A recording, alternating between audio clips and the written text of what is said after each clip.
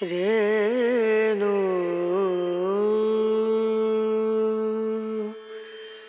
ರನ. Hi hello ನಮಸ್ಕಾರ, ಹೇಗಿದ್ದೀರಾ? ಎಲ್ಲರೂ ಚೆನ್ನಾಗಿದ್ದೀರಾ ಅಂತ ಭಾವಿಸ್ತೀನಿ. ಯಾರೆಲ್ಲ ನನ್ನ ಯೂಟ್ಯೂಬ್ ಚಾನಲ್ನ ಸಬ್ಸ್ಕ್ರೈಬ್ ಮಾಡಿದರೆ ಎಲ್ಲರಿಗೂ ಧನ್ಯವಾದಗಳು. ಯಾರೆಲ್ಲ ಇನ್ನೂ ಸಬ್ಸ್ಕ್ರೈಬ್ ಮಾಡಿಲ್ಲ ದಯವಿಟ್ಟು ಹೋಗಿ ಸಬ್ಸ್ಕ್ರೈಬ್ ಮಾಡಿ. ನಾವು ಇವತ್ತು ಬೆಂಗಳೂರಿಂದ ಚಿಕ್ಕ ತಿರುಪತಿಗೆ ಹೋಗ್ತಾ ಇದ್ದೀವಿ. ನಿಮಗೆ ಈ ವಿಡಿಯೋ ಮುಖಾಂತರ ನಮ್ಮ ಜರ್ನಿಯ ಬಗ್ಗೆ ಮತ್ತು ಚಿಕ್ಕ ತಿರುಪತಿ ಬಗ್ಗೆ ಹೇಳ್ತಾ ಹೋಗ್ತೀವಿ. ದಯವಿಟ್ಟು ಎಲ್ಲೂ ಸ್ಕಿಪ್ ಮಾಡದೆ ಈ ವಿಡಿಯೋನ ಕೊನೆವರೆಗೂ ನೋಡಿ.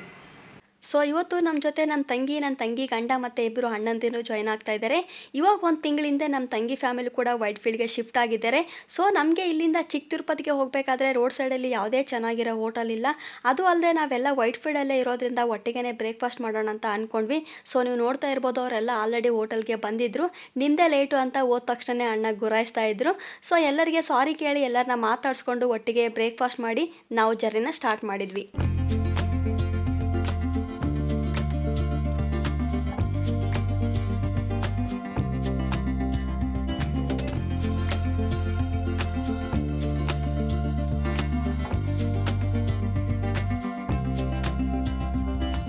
ಚಿಕ್ಕ ತಿರುಪತಿ ನಮಗೆ ಬೆಂಗಳೂರು ಸಿಟಿ ಸೆಂಟರಿಂದ 40 ಕಿಲೋಮೀಟರ್ಸ್ ಆಗುತ್ತೆ. ಸೊ ನಾವು ವೈಟ್ ಫೀಲ್ಡಲ್ಲಿ ಇರೋದ್ರಿಂದ ಇಲ್ಲಿಂದ ನಮಗೆ 23 ಕಿಲೋಮೀಟರ್ ಅಷ್ಟೇ ಆಗೋದು. ಸೊ ಮಿನಿಮಮ್ 40 ಮಿನಿಟ್ಸಲ್ಲೇ ನಾವು ಹೋಗ್ಬೋದು. ತುಂಬ ಜನ ಅಂದ್ಕೊಂಡಿರ್ತಾರೆ ತಿರುಪತಿಗೆ ಹೋಗಬೇಕು, ತಿಮ್ಮಪ್ಪನ ದರ್ಶನ ಮಾಡ್ಕೋಬೇಕು ಅಂತ. ಆದರೆ ಟಿಕೆಟ್ ಪ್ರೈಸು, ಫುಡ್ಡು, ಎಲ್ಲಿ ಸ್ಟೇ ಆಗಬೇಕು ಏನು ಅಂತ ಪ್ಲಾನ್ ಮಾಡ್ಕೋಬೇಕಾಗುತ್ತೆ. ಎಷ್ಟೋ ಸರಿ ಪ್ಲ್ಯಾನ್ ಮಾಡಿದರೂ ಕೂಡ ಎಕ್ಸ್ಪೆನ್ಸಸ್ ಜಾಸ್ತಿಯಾಗಿ 2 ರಿಂದ 3 ದಿನ ಟೈಮ್ ತೊಗೊಳೋದ್ರಿಂದ ಕ್ಯಾನ್ಸಲ್ ಮಾಡಿರ್ತೀವಿ. ಸೊ ನೀವೇನಾದರೂ ಬೆಂಗಳೂರು ಸಿಟಿಯಲ್ಲೇ ಇದ್ದರೆ ನಿಮಗೆ ಆರಾಮಾಗಿ 1 ರಿಂದ 1.5 ಗಂಟೆಯಲ್ಲೇ ಚಿಕ್ಕ ತಿರುಪತಿಗೆ ಹೋಗಿ ದರ್ಶನವನ್ನು ಮಾಡ್ಕೋಬೋದು. ಅದು ಅಲ್ಲದೆ ಬೆಂಗಳೂರು ಸಿಟಿ ಸೆಂಟರಿಂದನೇ ಡೈಲಿ ತುಂಬ ಬಸ್ಸಸ್ಗಳು ಚಿಕ್ಕ ತಿರುಪತಿಗೆ ಹೋಗುತ್ತೆ. ನೀವು ಬೇಕಾದರೆ ಆರಾಮಾಗಿ ಬಸ್ಸಲ್ಲೇ ಹೋಗಿ ತಿಮ್ಮಪ್ಪನ ದರ್ಶನವನ್ನು ಮಾಡ್ಕೊಂಡು ಬರ್ಬೋದು.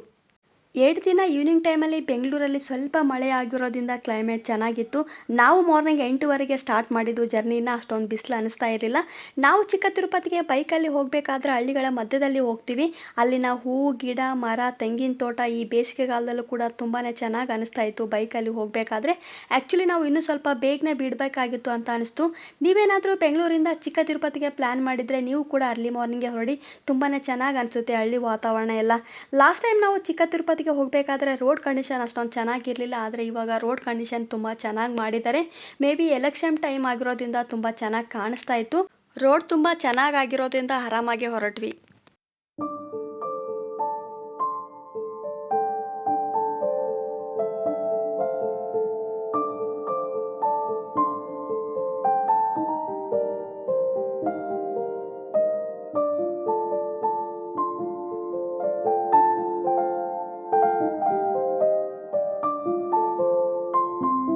ತಿರುಪತಿ ಎಂದ ತಕ್ಷಣವೇ ನಮಗೆಲ್ಲರಿಗೂ ನೆನಪಿಗೆ ಆಗೋದು ಆಂಧ್ರ ಪ್ರದೇಶದಲ್ಲಿರುವ ತಿರುಮಲ ದೇವಸ್ಥಾನ. ನಾವೆಲ್ಲ ಅದನ್ನು ತಿರುಪತಿ, ದೊಡ್ಡ ತಿರುಪತಿ ಅಂತಲೇ ಹೇಳ್ತೀವಿ. ಆದರೆ ನಮ್ಮ ಕರ್ನಾಟಕದಲ್ಲಿಯೂ ಕೂಡ ಒಂದು ತಿರುಪತಿ ಇದೆ. ಅದನ್ನು ಎಲ್ಲರೂ ಚಿಕ್ಕ ತಿರುಪತಿ ಎಂದು ಕರೀತಾರೆ. ಈ ಚಿಕ್ಕ ತಿರುಪತಿಯು ಕೋಲಾರ ಜಿಲ್ಲೆಯ ಮಾಳೂರು ತಾಲೂಕಿನಲ್ಲಿದೆ. ನಮಗೇನು ಕಾಣಿಸ್ತಾ ಇದೆಯಲ್ವಾ ಗೋಪುರ, ಇದೇ ಚಿಕ್ಕ ತಿರುಪತಿಯಲ್ಲಿರುವ 108 ಅಡಿ ಎತ್ತರದ ರಾಜಗೋಪುರ. ಇನ್ನು ಕನ್ಸ್ಟ್ರಕ್ಷನ್ ನಡೀತಾ ಇದೆ, ಇನ್ನೂ ಪೂರ್ತಿಗೊಂಡಿಲ್ಲ ಇದು.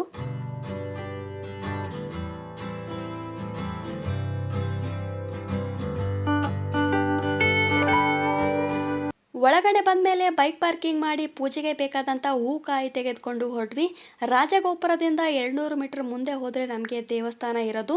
ಇಲ್ಲಿರುವ ದೇವಸ್ಥಾನವು ಸುಮಾರು 4000 ವರ್ಷಗಳ ಇತಿಹಾಸವನ್ನು ಹೊಂದಿದ್ದು ದಕ್ಷಿಣ ಭಾರತದಲ್ಲಿರುವ 7 ತಿರುಪತಿಯ ಪೈಕಿ ಕೋಲಾರ ಜಿಲ್ಲೆಯ ಮಾಳೂರಿನಲ್ಲಿರುವ ಚಿಕ್ಕ ತಿರುಪತಿಯು ಕೂಡ ಪ್ರಮುಖವಾಗಿದೆ ಎಂದು ಹೇಳಲಾಗಿದೆ. ಮುಂದೆ ಹೋದ್ಮೇಲೆ ದೇವಸ್ಥಾನದ ಪಕ್ಕದಲ್ಲೇ ಕೈಕಾಲು ಮುಖ ತೊಳ್ಕೊಂಡು ಶ್ರೀ ಪ್ರಸನ್ನ ವೆಂಕಟರಮಣ ಸ್ವಾಮಿ ದರ್ಶನಕ್ಕೆ ಹೊರಟ್ವಿ. ಇವತ್ತು ವೀಕೆಂಡ್ ಆಗಿರೋದ್ರಿಂದ ಸ್ವಲ್ಪ ರಶ್ ಆಗಿತ್ತು ದೇವಸ್ಥಾನ. ಅದಲ್ಲದೆ ಶನಿವಾರ ವೆಂಕಟರಮಣ ಸ್ವಾಮಿಯ ವಾರ ಆಗಿರೋದ್ರಿಂದ ತುಂಬ ಜಾಸ್ತಿ ಜನ ದರ್ಶನಕ್ಕೆಂದು ಬಂದಿದ್ರು.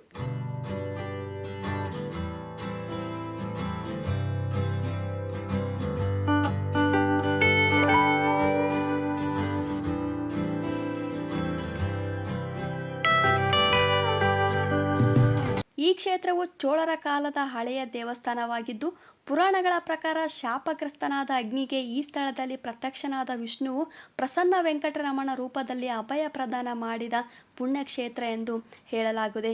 ಸೊ ನಾವೆಲ್ಲ ನೋಡ್ತಾ ಇದ್ದೀವಲ್ವ, ಈ ಜಾಗದಲ್ಲಿಯೇ ನಾವು ತಂದಂಥ ತೆಂಗಿನಕಾಯನ್ನು ಹೊಡಿಬೇಕಾಗುತ್ತೆ. ತೆಂಗಿನಕಾಯಿನ ಹೊಡ್ಕೊಂಡು ಮತ್ತೆ ನಾವು ಕ್ಯೂನಲ್ಲಿ ದರ್ಶನಕ್ಕೆ ಹೊರಟ್ವಿ. ಈ ದೇವಸ್ಥಾನವು ಮಹಾಭಾರತ ಕಾಲದ ಇತಿಹಾಸವನ್ನು ಹೊಂದಿದೆ. ಇತಿಹಾಸ ಹೇಳೋದಾದ್ರೆ, ದ್ವಾಪರ ಯುಗದಲ್ಲಿ ರಾಜರು ಮಹಾರಾಜರು ಋಷಿಮುನಿಗಳು ಮಾಡುತ್ತಿದ್ದ ಯಜ್ಞ ಯಾಗಾದಿಗಳ ಆವಿರ್ಭಾಗವನ್ನು ದೇವತೆಗಳಿಗೆ ಅರ್ಪಿಸುತ್ತಿದ್ದ ಅವ್ಯವಾಹನವಾದ ಅಗ್ನಿದೇವ ಅತಿ ಹೆಚ್ಚು ತುಪ್ಪ ಸೇವನೆಯಿಂದ ಉದರ ಬೇನೆಗೆ ತುತ್ತಾಗ್ತಾನೆ. ಸುರವೈದ್ಯರಾದ ಅಶ್ವಿನಿ ಕುಮಾರನು ಔಷಧ ಸಸ್ಯಗಳಿಂದ ಸಮೃದ್ಧವಾದ ಕಾಂಡವವನ್ನು ಕಾಡ್ಗಿಚ್ಚಿನಿಂದ ಸುಟ್ಟರೆ ಆ ಗಿಡಮೂಲಿಕೆಯ ರಕ್ಷಣೆಯಿಂದ ನಿನ್ನ ಉದರ ಬೇನೆ ನಿವಾರಣೆ ಆಗುತ್ತದೆ ಎಂದು ಅಗ್ನಿದೇವನಿಗೆ ಸಲಹೆಯನ್ನು ಕೊಡ್ತಾರೆ. ಮುಂದೆ ಅಗ್ನಿದೇವ ಕಾಂಡವ ದಹನಕ್ಕಾಗಿ ಅರ್ಜುನ ಮೊರೆ ಹೋಗುತ್ತಾನೆ. ಕಾಂಡವ ದಹನಕ್ಕೆ ಅಡ್ಡಿ ಆಗದಂತೆ ಅರ್ಜುನ ಹಾಗೂ ಶ್ರೀಕೃಷ್ಣ ಪರಮಾತ್ಮ ಬೆನ್ನುಗಾವಲಿಗೆ ನಿಲ್ತಾರೆ. ಈ ದಹನ ಕಾಲದಲ್ಲಿ ತಕ್ಷಕನೆಂಬ ನಾಗ ಸುಟ್ಟ ಗಾಯಕ್ಕೆ ತುತ್ತಾಗಿ ತೇಜೋಹೀನವಾಗುವಂತೆ ಅಗ್ನಿಗೆ ಶಪಿಸುತ್ತಾನೆ. ಆಗ ಪ್ರಸನ್ನ ವೆಂಕಟರಮಣ ಮೊರೆ ಹೋದ ಅಗ್ನಿ ಶಾಪ ವಿಮುಕ್ತನಾಗಿ ಮತ್ತೆ ತನ್ನ ಹಿಂದಿನ ಕಾಂತಿಯನ್ನು ಪಡೆಯುತ್ತಾನೆ. ಶ್ರೀಮನ್ನಾರಾಯಣಿಗೆ ಕೃತಜ್ಞತೆ ಅರ್ಪಿಸುವ ಸಲುವಾಗಿ ಈ ಸ್ಥಳದಲ್ಲಿ ವರದ ನಾರಾಯಣ ಸ್ವಾಮಿ ಪ್ರತಿಮೆ ಸ್ಥಾಪಿಸಿ ಪೂಜಿಸಿ ದೇವಾಲಯ ನಿರ್ಮಿಸಿದನೆಂದು ಹೇಳಲಾಗಿದೆ. ಇಲ್ಲಿಯೂ ಸಹ ತಿರುಪತಿ ತಿಮ್ಮಪ್ಪನಿಗೆ ನಡೆಯುವಂತೆ ರಥೋತ್ಸವ, ಬ್ರಹ್ಮೋತ್ಸವ, ಕಲ್ಯಾಣೋತ್ಸವ ಇತ್ಯಾದಿ ಎಲ್ಲ ಸೇವೆಗಳು ಕೂಡ ನಡೆಯುತ್ತವೆ. ದೇವಸ್ಥಾನದ ಒಳಗಡೆ ಫೋನ್ ಅಲ್ಲ ಇಲ್ಲ, ಸೊ ಹಂಗಾಗಿ ನಾನು ಶ್ರೀನಿವಾಸನ ಮೂರ್ತಿನ ವಿಡಿಯೋ ಮಾಡೋಕ್ಕಾಗಿಲ್ಲ. ಚಿಕ್ಕ ತಿರುಪತಿಯಲ್ಲಿರುವ ಶ್ರೀನಿವಾಸನ ಮೂರ್ತಿಯನ್ನು ಕೃಷ್ಣ ಶಿಲೆಯಿಂದ ಮಾಡಿದ್ದು, ಇದು 3.5 ಅಡಿ ಎತ್ತರವಿದೆ ಅಂತೆ. ಇನ್ನೊಂದು ವಿಶೇಷತೆ ಏನೆಂದರೆ, ಇಲ್ಲಿನ ಶ್ರೀನಿವಾಸನ ಕೈ ಮೇಲ್ಮುಖವಾಗಿ ಅಭಯ ಮುದ್ರದಲ್ಲಿರುತ್ತೆ. ಉಳಿದ ಶ್ರೀನಿವಾಸನ ದೇವಾಲಯಗಳಲ್ಲಿ ದೇವರ ಕೈ ಮುದ್ರೆ ಭೂಮಿಯನ್ನು ನೋಡುತ್ತಿರುತ್ತದೆ. ಇದಕ್ಕೆ ವೈಕುಂಠ ಹಸ್ತೆ ಎಂದು ಹೇಳಲಾಗಿದೆ.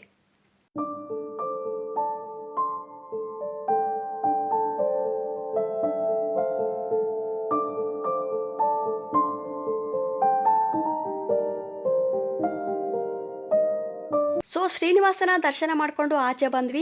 ಆಚೆ ಬಂದಮೇಲೆ ನಮಗೆ ಲೆಫ್ಟ್ ಸೈಡಲ್ಲಿ ಅನ್ನದಾಸೋಹ ಕಾಣಿಸುತ್ತೆ. ಕೊರೋನಾಕ್ಕಿಂತ ಮೊದಲು ಇಲ್ಲಿಯ ಮಂಗಳವಾರ ಬಿಟ್ಟು ಬೇರೆ ಎಲ್ಲ ವಾರ ಅನ್ನದಾಸೋಹ ಇರ್ತಾ ಇತ್ತು. ಕೊರೋನಾ ಆದಮೇಲೆ ಅನ್ನದಾಸೋಹ ಸ್ಟಾಪ್ ಮಾಡಿದ್ದಾರೆ. ಹಾಗೆ ಮುಂದೆ ಬಂದರೆ ಇಲ್ಲಿ ನಮಗೆ ಲಡ್ಡು ಮಾರೋದನ್ನು ನೋಡ್ಬೋದು. ಸೊ ನಾವು ಕೂಡ ಪ್ರಸಾದವಾಗಿ ಲಡ್ಡು ತೊಗೊಂಡು ಹೊರಟ್ವಿ. ಚಿಕ್ಕ ತಿರುಪತಿಯಲ್ಲೂ ಕೂಡ ನಮಗೆ ದೊಡ್ಡ ತಿರುಪತಿ ಥರನೇ ಸುಮಾರು ಭಕ್ತರು ಮುಡಿಯನ್ನು ಕೊಡ್ತಾರೆ. ಇಲ್ಲಿ ಮುಡಿ ಕೊಡಬೇಕಾದ್ರೆ 10 ರೂಪಾಯಿ ಕೊಟ್ಟು ಟೋಕನ್ ತೊಗೋಬೇಕಾಗುತ್ತೆ. ಇಲ್ಲಿ ನಮಗೆ ಹಾಟ್ ವಾಟರ್ ಫೆಸಿಲಿಟಿ ಕೂಡ ಇದೆ. ನಿಮಗೆ ಬೇಕಿದ್ದರೆ ಹಾಟ್ ವಾಟರ್ ಕೂಡ ತೊಗೋಬೋದು. ಮುಂದೆ ನಾವು ಅದೆಲ್ಲ ನೋಡಿಕೊಂಡು ಶಾಪಿಂಗ್ ಸ್ಟ್ರೀಟ್ ಕಡೆ ಹೊರಟ್ವಿ.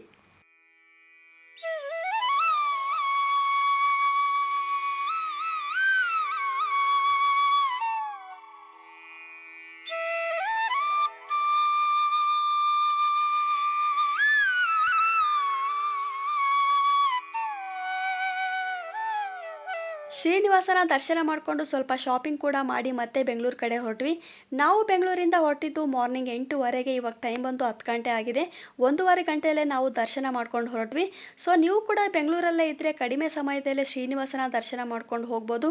ಮುಂದೆ ಹೋಗ್ತಾನೆ ಸ್ವಲ್ಪ ಬಿಸಿಲಿರೋದ್ರಿಂದ ಆಲದ ಮರ ಹತ್ರ ಬ್ರೇಕಿಗೆ ಅಂತ ಸ್ಟಾಪ್ ಮಾಡಿದ್ವಿ.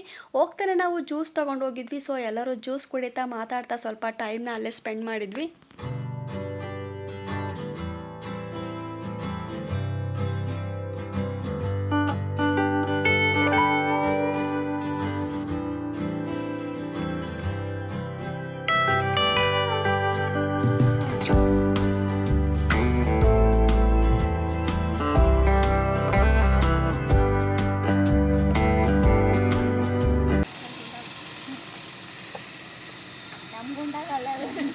ಸೊ ನಾವೇನು ನೋಡ್ತಾ ಇದ್ದೀವಲ್ವ, ಈ ಕೆರೆನ ನಾವು ಬರ್ತಾನೆ ನೋಡಿದ್ವಿ. ಮನೆಗೆ ಹೋಗ್ಬೇಕಾದ್ರೆ ಹೋಗಿ ಬರೋಣ ಅಂತ ಅಂದ್ಕೊಂಡ್ವಿ.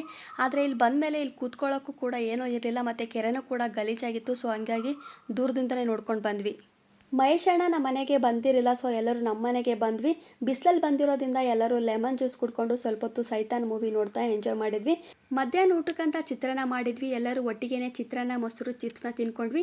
ಆಮೇಲೆ ಅವರೆಲ್ಲ ತಂಗಿ ಮನೆಗೆ ಹೊರಟರು. ನಾನು ಮತ್ತು ಅಜಯ್ ಅವರು ಈವ್ನಿಂಗ್ ಟೈಮಲ್ಲಿ ನನ್ನ ನಾದಿನಿ ಮನೆಗೆ ಬಂದ್ವಿ. ಚಿಕ್ಕ ತಿರುಪತಿಯಲ್ಲಿ ನನ್ನ ಅಳಿಯನಿಗೆ ಅಂತ ಆಟ ಆಡೋಕ್ಕೆ ಟಾಯ್ಸ್ ತೊಗೊಂಡು ಬಂದಿದ್ದೆ. ಅದನ್ನೆಲ್ಲ ಕೊಟ್ಟು ಮಾತಾಡ್ಸ್ಕೊಂಡು ಹೋಗೋಣ ಅಂತ ಬಂದ್ವಿ. ನೀವು ನೋಡ್ತಾ ಇರ್ಬೋದು, ನನ್ನ ಅಳಿಯ ಶ್ರೀಯಾನ್ಸ್ ಅಂತ ಅವ್ರ ಮಾವನ ಜೊತೆ ಆಟ ಆಡ್ತಾ ಇರೋದು. ಅವನ ಜೊತೆ ಸ್ವಲ್ಪ ಆಟ ಆಡಿ ಆಮೇಲೆ ಐಸ್ ಕ್ರೀಮ್ ತಿನ್ನೋಣ ಅಂತ ಐಸ್ ಕ್ರೀಮ್ ಪಾರ್ಲರ್ಗೆ ನನ್ನ ಅತ್ತೆ ಮತ್ತು ನಾದಿನಿ ಜೊತೆ ಬಂದ್ವಿ. ನೀವು ನೋಡ್ತಾ ಇರ್ಬೋದು, ಶ್ರೀಯಾನ್ಸ್ ತುಂಬಾ ಎಂಜಾಯ್ ಮಾಡ್ತಾ ಇದ್ದ. ನನ್ನ ನಾದಿನಿದು ಕೂಡ ಯೂಟ್ಯೂಬ್ ಚಾನಲ್ ಇದೆ, ಮಹಾಲಕ್ಷ್ಮಿ ಪಾಟೀಲ್ ಲಾಗ್ ಅಂತ. ಆಲ್ಮೋಸ್ಟ್ ಫ್ಯಾಮಿಲಿ ಲಾಗ್ಸೇ ಬರುತ್ತೆ. ಯಾರೆಲ್ಲ ನನ್ನ ಯೂಟ್ಯೂಬ್ ಚಾನಲ್ನ ಸಪೋರ್ಟ್ ಮಾಡಿದ್ದೀರಾ ದಯವಿಟ್ಟು ಮಹಾಲಕ್ಷ್ಮಿ ಪಾಟೀಲ್ ಲಾಗ್ನ ಸಬ್ಸ್ಕ್ರೈಬ್ ಮಾಡಿ ಸಪೋರ್ಟ್ ಮಾಡಿ. ಲಿಂಕ್ನ ಡಿಸ್ಕ್ರಿಪ್ಷನಲ್ಲಿ ಹಾಕಿರ್ತೀನಿ. ಐ ಹೋಪ್ ನಿಮಗೂ ಕೂಡ ಈ ವಿಡಿಯೋ ಇಷ್ಟ ಆಗಿದೆ ಅಂತ ಭಾವಿಸ್ತೀನಿ. ಮುಂದಿನ ಲಾಗಲ್ಲಿ ಸಿಗೋಣ. ಧನ್ಯವಾದಗಳು.